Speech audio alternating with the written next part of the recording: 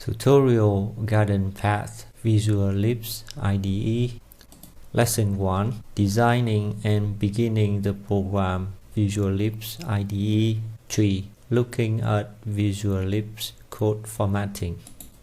VisualLISP recognizes various types of characters and words that make up an AutoLISP program file and highlights the characters in different colors. This makes it easier for you to spot something incorrect quickly. For example, if you miss a closing quotation mark following a text string, everything you type continues to display in magenta. The color denoting strings when you enter the closing quotation mark.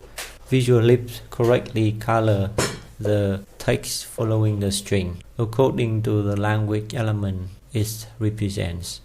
As you enter the text, VisualLISP also formats it by adding spacing and indentation.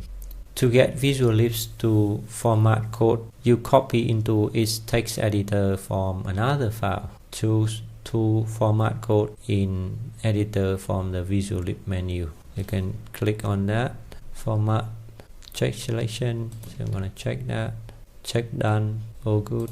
So that's the way you can do that. So that is VisualLISP code formatting. So that's it for Tutorial Garden Path VisualLISP IDE.